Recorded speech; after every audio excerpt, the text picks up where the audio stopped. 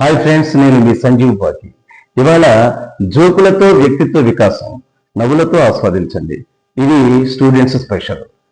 మనం జోకులు సరదాగా నవ్వుకోవడానికి కాదండి, అప్పుడప్పుడు విజ్ఞానాన్ని కూడా పెంపొందిస్తాయి. ఊళ్ళో ఇద్దరు అన్నదమ్ములు ఉన్నారు. అందులో అన్న చాలా తెలివైన వాడు, తమ్ముడు మాత్రం కొంచెం తెలివి తక్కువవాడు. అందుకని అన్న ఏం చేస్తే అదే ఫాలో అవుదామని ఈ తమ్ముడు నిర్ణయించుకున్నాడు. ఒకసారి ఈ అన్న ఓ బ్యాంక్ మేనేజర్ని కలిసి, సార్ మీరు లోన్ ఇస్తే నేను ఏదైనా వ్యాపారం చేసుకొని కొంచెం సంపాదించుకుంటాను సార్ అని చెప్పాడు. సరే, ఆ బ్యాంక్ మేనేజర్కి అతని పద్ధతి నచ్చి సరే కొంత లోన్ ఇచ్చాడు. తను వ్యాపారం స్టార్ట్ చేశాడు. అన్న ఏ విధంగా అయితే ఆ బ్యాంక్ మేనేజర్ని అప్రోచ్ అయ్యి ఎలా ఎలా చెప్పాడో అవన్నీ కూడా తమ్ముడు కూడా అలాగే తూచా తప్పకుండా పాటించాడు. తమ్ముడికి కూడా లోన్ వచ్చింది. తమ్ముడు కూడా ఒక వ్యాపారం స్టార్ట్ చేశాడు. ఓ సంవత్సరం గడిచిపోయింది. తర్వాత ఒకసారి అన్న ఆ బ్యాంక్ మేనేజర్ దగ్గరికి వెళ్ళి, సార్ మీరు ఇచ్చిన ఆ లోన్ వల్ల నేను ఇవాళ ఏదో నాకు డబ్బులు సంపాదించుకున్నా, ఇది ఒక్కసారి నా వ్యాపారాన్ని చూసి నాకు ఆశీస్సులు ఇవ్వండి అన్నాడు. ఆ అన్న చేసిన వ్యాపారం ఏంటంటే పూల పెంపకం. ఆ పూల పెంపకం ద్వారా చాలా బాగా సంపాదించాడు. సార్, రకరకాల పువ్వుల్ని నేను పెంచుతూ అవన్నీ అమ్ముతూ బాగా సంపాదించాను సార్. మీరు ఇచ్చిన లోన్ వల్ల నేను ఏదో ఇవాళ ఇంత సంపాదించగలిగాను గనక మీ మీద అభిమానంతో పొద్దున్నే లేచిన తర్వాత ప్రతి పువ్వులో కూడా మీ ముఖాన్ని చూసి నేను ఆనందిస్తుంటాను సార్ అని చెప్పాడు. ఆ బ్యాంక్ మేనేజర్ చాలా సంతోషించి, అలాగేనయ్యా, ఇంకా ఏమైనా కావాలంటే చెప్పు, లోను ఇస్తాను, ఇంకా డెవలప్ చేసుకో అని ఆనందించాడు. ఇదంతా తమ్ముడు చూశాడు. ఇక తమ్ముడు కూడా ఆ బ్యాంక్ మేనేజర్ని రిక్వెస్ట్ చేసి, మీరు ఇచ్చిన లోన్తో నేను కూడా వ్యాపారం చేసి నాకు డబ్బు సంపాదించుకున్నాను, మీరు కూడా వచ్చి ఆ వ్యాపారాన్ని చూడండి అన్నాడు. ఆ బ్యాంక్ మేనేజర్ సంతోషంగా ఆ తమ్ముడి వ్యాపారానికి వెళ్ళాడు. ఆ తమ్ముడు చేసిన వ్యాపారం ఏంటంటే పందుల పెంపకం. మేనేజర్ గారు, నేను ఇచ్చిన లోన్తో ఈ వ్యాపారం స్టార్ట్ చేశాను, నేను నాకు డబ్బు సంపాదించుకున్నాను, అందుకే ఆ అభిమానంతో పొద్దున్నే లెగ్గానే ప్రతి పనిలో మీ మొహాన్ని చూసి ఆనందిస్తున్నాను సార్ అంతే. వెంటనే ఆ బ్యాంక్ మేనేజర్ రుసరుసలాడుతా పెంచి వెళ్ళిపోయాడు. అన్నగారి వ్యాపారం వేరు, తమ్ముడి వ్యాపారం వేరు. అన్నగారు అన్న మాటలనే తమ్ముడు అన్నాడు అనుకోండి, ఎలా రివర్స్ అయిందో. అందుకే ఎప్పుడు కూడా సక్సెస్ ని కాపీ కొట్టండి, కానీ మట్టికి మట్టి కాదు. సమయస్ఫూర్తి కావాలి. Presence of mind is very important. ఒకసారి ఒక మోతుబరు రైతు, అతని దగ్గర పాలేరు.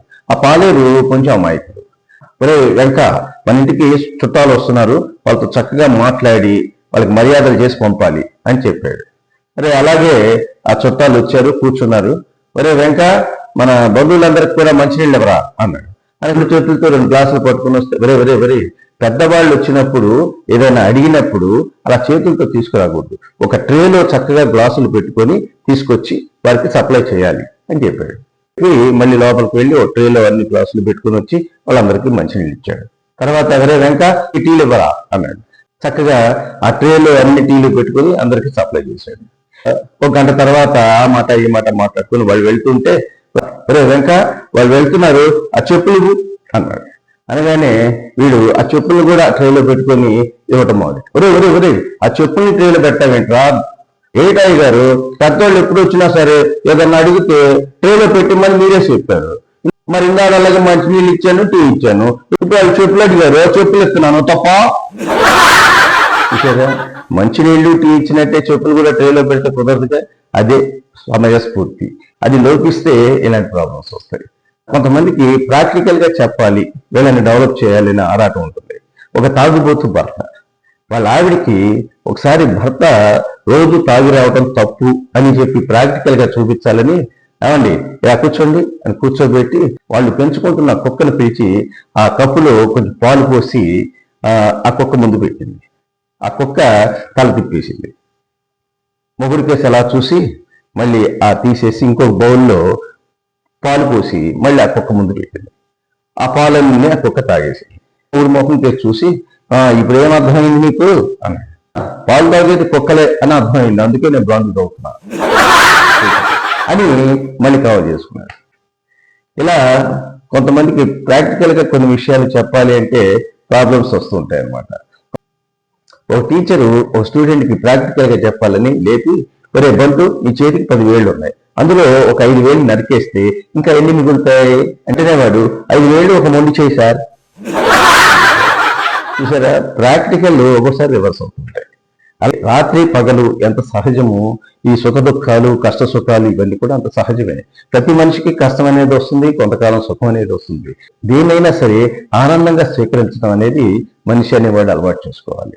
చాలా సందర్భాల్లో చూస్తుంటాం, తల్లిదండ్రులు తిట్టారని చెప్పి సూసైడ్ చేసుకోవటం, లేదు మాస్టర్ ఏదో తిట్టాడనో, పరీక్షలో మార్కులు సరిగా రాలేదనో, జాబ్లు సంపాదించలేకపోయానను, లేకపోతే జీవితంలో నేను అన్ని రకాలుగా ఓడిపోయానను వారి జీవితాన్ని బలవంతంగా చాలించాలని ట్రై చేస్తుంటారు. భగవంతుడు ఇచ్చిన జన్మని మనం బలవంతంగా అంతం చేసుకోకూడదు అనేది ముఖ్యంగా నేటి యువతను తెలుసుకోవాలి. ఎందుకంటే క్షణికమైన ఆవేశంతో ఇటువంటి నిర్ణయాలు తీసుకునే వాళ్ళని మనం సొసైటీలో చూస్తున్నాం. ఒకసారి ఇద్దరు ఫ్రెండ్స్ వాళ్ళ అభిమాన హీరో సినిమా వచ్చిందనుకోండి, ఫస్ట్ డే ఫస్ట్ షో చూడాలన్నమాట.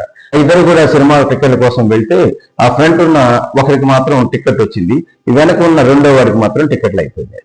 దాంతో ఆ టికెట్ వచ్చిన వాడు సంతోషించాడు, ఈ టికెట్ రాని వాడు బాధపడ్డాడు. సరే రా, నువ్వు చాలా అదృష్టవంతుడురా, నీకు టికెట్ దొరికింది, సరే నువ్వు వెళ్ళి చూసిరా, నేను దురదృష్టవంతుని ఇంటికి పోతా అని చెప్పేసి ఇతను ఇంటికి వచ్చాడు. ఇంటికి వచ్చి చాలా బాధపడుతున్నాడు. నా జన్మ, నేను నా అభిమాన హీరో సినిమా కూడా చూడలేకపోయాను, వాడు చూడు ఎంత అదృష్టవంతుడు, వారికి సినిమా టికెట్ దొరికింది, ఇద్దరు లైన్లో నిలబడితే వాడి వరకు టికెట్లు వచ్చాయి, నా దగ్గరికి వచ్చేటప్పుడు టికెట్లు అయిపోయినాయి, అప్పుడు నాకు ఎటువంటి దురదృష్టమైన జీవితాన్ని ఇచ్చాడో చూడు అనుకుంటూ వాడిలో వాడే మదన పడుతూ చిన్న విషయానికే సూసైడ్ చేసుకుందామని నిర్ణయించుకున్నాడు. ఈలోపు టీవీలో సడన్ గా బ్రేకింగ్ న్యూస్ వచ్చింది. అదేంటంటే వీళ్ళ ఫ్రెండ్ వెళ్ళిన ఆ థియేటరు మంటల్లో కాలిపోయి ఆ లోపల ఉన్న వాళ్ళందరూ చనిపోయారని చెప్పి. ఆ టికెట్ నాకు కూడా దొరుకుంటే నేను చనిపోయేవాడిని, ఆ టికెట్ దొరకకపోవటమే నా అదృష్టమా అంటే గంట ముందు నా అదృష్టం దురదృష్టం అయింది, ఆ దురదృష్టం కూడా అదృష్టం అయింది. అందుకనే మనం ఏదైనా సరే వెయిట్ అండ్ సీ, అంతా మన మంచిగా అనుకునే సిద్ధాంతంతో మనం కష్టపడుతూ మన ప్రయత్నం చేయాలి తప్ప చిన్న విషయానికి కూడా మనం బాధపడటం అనవసరం. అందుకే మనోధైర్యాన్ని పెంచుకోవాలి, సెల్ఫ్ కాన్ఫిడెన్స్ ని పెంచుకోవాలి, హార్డ్ వర్క్ నేచర్ పెంచుకోవాలి. అప్పుడే ఏదైనా మన జీవితంలో సాధించగలం. కేవలం జోక్స్ తో నవ్వుకోవటమే కాకుండా ఇలా మన పర్సనాలిటీ డెవలప్మెంట్ కూడా నేర్చుకోవడానికి ఉపయోగపడే జోక్స్ ని ఇవాళ మీకు చెప్పడం జరిగింది. మరి ఇంతే కాకుండా సరదాగా హ్యాపీగా స్ట్రెస్ రిలీవ్ కోసం రకరకాల జోక్స్ వినాలి అంటే మీరు సంజీవ్ బాకి సబ్స్క్రైబ్ చేసుకోండి, రకరకాల జోక్స్ విని ఆనందించండి.